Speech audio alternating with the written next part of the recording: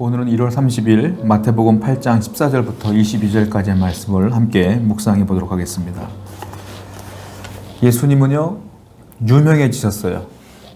예수님이 병을 고치니까 병자들이 몰려왔고, 예수님이 귀한 말씀을 듣고자 사람들이 몰려왔어요. 예수님의 귀한 능력들을 보고자 몰려왔어요. 많은 사람들이 몰려오다 보니까 예수님은 바쁘셨고 정신없었고 피곤했어요. 그런데도 불구하고 예수님은 쉬지 못했고요. 지속적으로 계속, 쉽게 말하면 노동을 하신 거죠. 쉼 없이 병 고치고 그들을 위해서 애쓰시는 노동을 계속하게 된 거예요. 여러분, 그러다 보니까 우리 예수님께서는 오늘 본문에서 원하시는 게 뭐냐? 예수님 거처도 없었고 들어오는 수입도 없었어요. 그럼에도 불구하고 이 사명을 끝까지 감당하며 애쓰셨단 말이에요. 그런데 이 예수님을 따르는 우리 제자들의 모습, 우리 성도들의 모습은 어때야 될까요? 가벼운 마음으로 절대로 예수님을 따라서는 안 돼요. 예수님은 이 사명을 무겁게 받아들이면서 쉬지 못하면서 열정을 다하여 이 일을 감당하셨기 때문에 우리도 절대로 가벼운 마음으로 신앙생활에서는 안 된다라는 겁니다. 그 얘기를 오늘 예수님께서 하고 계시다는 거예요.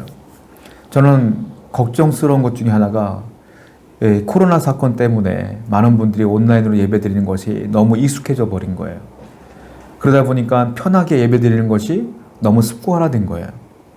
여러분, 예수님께는요, 우리가 편하게, 쉽게 신앙생활하기를 원하지 않아요. 주님께서는 우리의 사명을 끝까지 무겁게 감당하고 충성하며 인내하며 나아가길 원하신다. 혹시 여러분들 마음 가운데 피곤하고 어려우면 그만 교회 가고, 괴로우면 안 가고, 좀 멀면 안 가고, 이렇게 가볍게 신앙생활한 분이 있다면 다시 마음을 정돈하셔야 돼요. 그리고 무겁게 이 사명을 받아들여서 신앙생활은 좁은 길로 가는 것이고 주님처럼 끝까지 힘들지만 가야 되는 길이라는 생각을 갖고 충성을 다하시기 바라요. 14절과 15절을 보게 되면 예수님께서 베드로 집에 머물게 됩니다. 근데 그 안에 누가 있었냐? 장모가 있었는데 장모가 열병으로 앓아눕게 되었어요. 자, 그런데 예수님께서 그 장모의 병을 15절을 보니까 안수하심으로 고쳐주셨다라는 거죠. 우리가 어제 말씀 본 것처럼 나병 환자 그리고 한 백부장은 예수님께 믿음으로 반응하면서 치유해달라고 기도하러 나왔지만 오늘 본문을 보게 되면 그 어떤 사람도, 베드로를 비롯해서 어떤 사람도 예수님께 이 장모의 병을 고쳐달라고 요청한 사람이 한 명도 없어요. 한 명도 없어요. 그런데 예수님께서는 그 아파하는 장모를 보고 긍휼히 여기시며 예수님께서 친히 스스로 그냥 고쳐주신 거예요. 여러분, 우리는 잘 알아야 돼요. 우리가 꼭 기도해야만, 요청을 해야만 주님께서 역사하시느냐? 그렇지 않아요. 주님께서 우리를 긍휼히 여기시면 우리의 모든 상황 속에 있는 문제라든지 모든 어려움을 하나님이 고쳐주신다.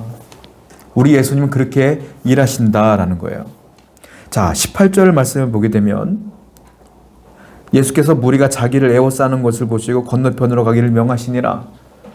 베드로의 장모를 병을 고치는 것도 소문이 난 거예요. 그러니까 사람들이 이 집을 애워싸. 그 예수님이 얼마나 당황스러웠겠어요. 또 고된 노동이 시작되는 거겠죠. 그런데 예수님이 보시니까 이 애워싼 사람들을 보니까 믿음으로 반응한 게 아니야. 무엇 때문에 왔을까요? 병 고침 받으려고, 능력 얻으려고, 호기심으로, 기적을 체험하니까 신기하니까 이런 것 때문에 온 거야. 그러니까 예수님께서 믿음으로 반응한 것이 아님을 아셔서 어떻게 합니까? 건너편으로 가기를 명하시는 거예요. 그러니까 떠나기를 원하시는 거예요.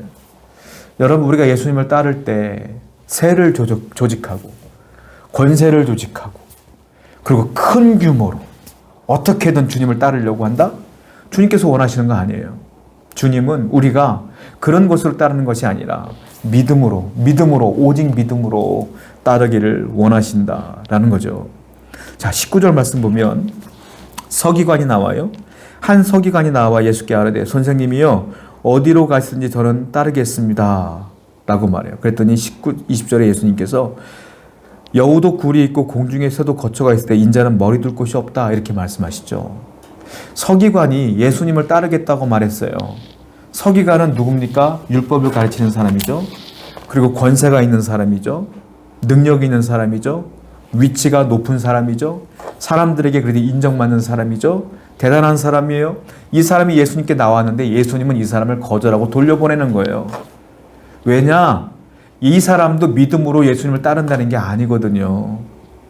이 사람도 예수님이 행하시는 기적을 봤거든요. 그랬더니 사람들이 놀라워하며 예수님을 따르는 걸 보면서 나도 그 옆에 있으면 나도 주가가 솟겠지. 나도 인기가 높아지겠지. 나도 이 옆에 있으면 한 자리 하겠지. 나도 이 능력을 배워봐야 되겠구나. 이런 생각으로 따르는 걸 주님이 아신 거예요. 그래서 주님께서 돌려보내요. 가라. 오히려 예수님을 따르는 것은 고통받는 것이고 배신당하는 것이고 무시받는 것이고 핍박받는 것이거든요.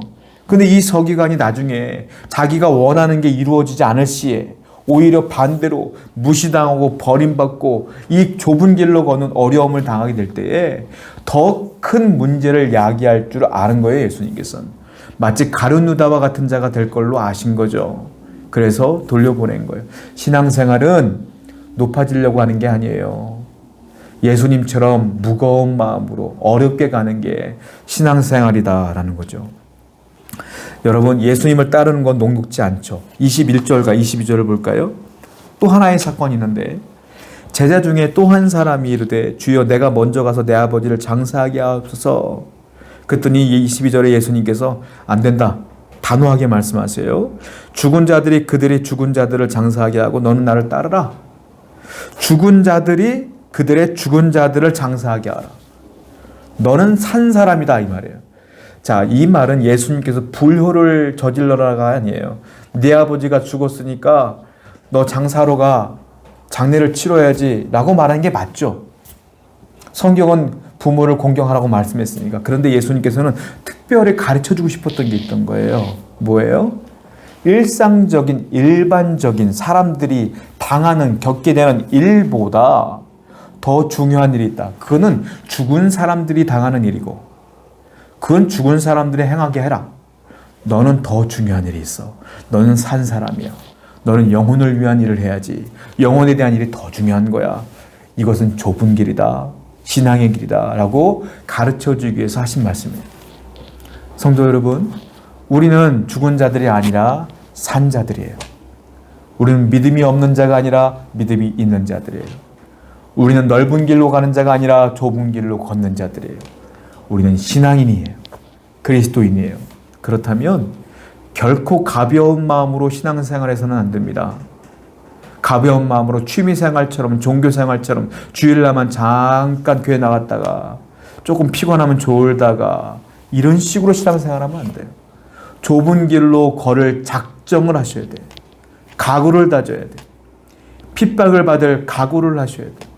그게 주님께서 원하시는 신앙생활의 정도예요. 오늘도 여러분들이 술에 술 탄 듯 물에 물 탄 듯 그들처럼 색깔 없는 사람처럼 살지 말고 그리스도인처럼 담대하게 살아가며 좁은 길로 꿋꿋하게 걸어가는 여러분 되기를 축원드립니다. 기도하겠습니다. 하나님, 우리가 예수님처럼 좁은 길로 가기로 결정했사오니 이 무거운 신앙의 길을 잘 걸어갈 수 있도록 인도해 주옵소서. 예수님의 이름으로 기도드렸습니다. 아멘.